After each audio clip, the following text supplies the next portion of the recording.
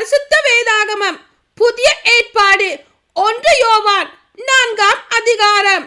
உண்மையும் பொய்மையும்.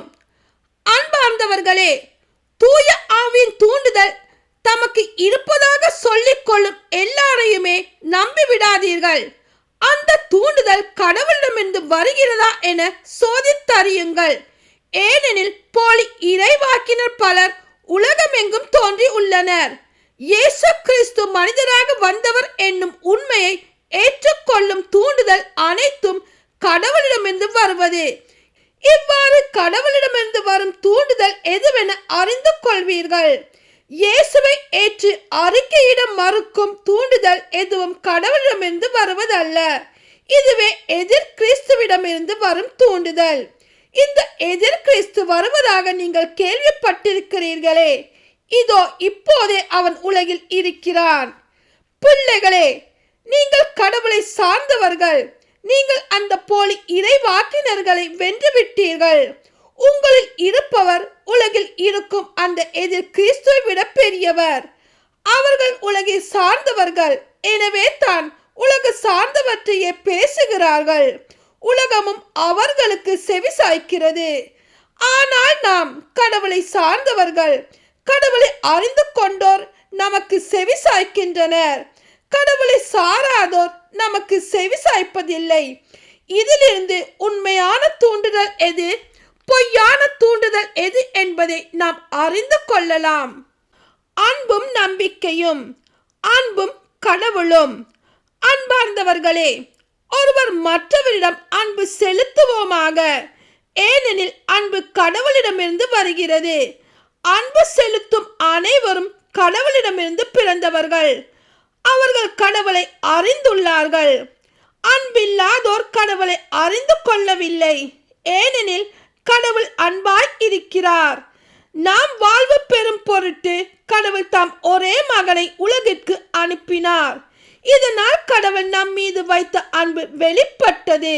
நாம் கடவுள் மீது அன்பு கொண்டுள்ளோம் என்பதில் அல்ல, மாறாக அவர் நம் மீது அன்பு கொண்டு தம் மகனை நம் பாவங்களுக்கு கழுவாயாக அனுப்பினார் என்பதில் தான் அன்பின் தன்மை விளங்குகிறது. அன்பார்ந்தவர்களே, கடவுள் இவ்வாறு நம் மீது அன்பு கொண்டார் என்றால் நாமும் ஒருவர் மற்றவர் மீது அன்பு கொள்ள கடமைப்பட்டிருக்கிறோம். கடவுளை எவரும் என்றுமே கண்டதில்லை. நாம் ஒருவர் மற்றவரிடம் அன்பு கொண்டுள்ளோம் என்றால் கடவுள் நம்மோடு இணைந்திருப்பார். அவரது அன்பு நம்மிடம் நிறைவு பெறும். அவர் தமது ஆவியை நமக்கு அருளியதால் நாம் அவரோடு இணைந்திருக்கிறோம் எனவும் அவர் நம்மிடம் இணைந்திருக்கிறார் எனவும் அறிந்து கொள்கிறோம். தந்தை தம் மகனை உலகிற்கு மீட்பராக அனுப்பினார் என்பதை நாங்களே கண்டறிந்தோம், சான்று பகிர்கிறோம். இயேசுவே இறைமகன் என ஏற்று அறிக்கை இடுபவரோடு கடவுள் இணைந்திருக்கிறார்.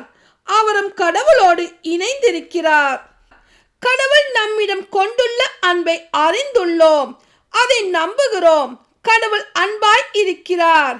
அன்பில் நிலைத்திருக்கிறவர் கடவுளோடு இணைந்திருக்கிறார். கடவுளும் அவரோடு இணைந்திருக்கிறார். கடவுள் இருப்பது போல் நாமும் இவ்வுலகில் இருக்கிறோம். எனவே தீர்ப்பு நாளில் உறுதியான நம்பிக்கை கொண்டிருப்போம். இவ்வாறு நம்மிடையே உள்ள அன்பு நிறைவடைகிறது. அன்பில் அச்சத்துக்கு இடமில்லை. மாறாக நிறை அன்பு அச்சத்தை அகற்றிவிடும். ஏனெனில் அச்சத்தில் தண்டனை உணர்வு அடங்கி உள்ளது. அச்சம் கொண்டுள்ளவரிடம் அன்பு முழு நிறைவு அடையாது. அவரே முதலில் நம்மிடம் அன்பு செலுத்தியதால் நாமும் அன்பு செலுத்துகிறோம். கடவுளிடம் அன்பு செலுத்துவதாக சொல்லிக் கொண்டு தம் சகோதர சகோதரிகளை வெறுப்போர் பொய்யர். தம் கண்முன்னே உள்ள சகோதர சகோதரிகளிடம் அன்பு செலுத்தாதோர் கண்ணுக்கு புலப்படாத கடவுளிடம் அன்பு செலுத்த முடியாது. கடவுளிடம் அன்பு செலுத்துவோர் தம் சகோதர சகோதரிகளிடமும் அன்பு செலுத்த வேண்டும். இதுவே அவரிடமிருந்து நாம் பெற்ற கட்டளை. ஆமேன்.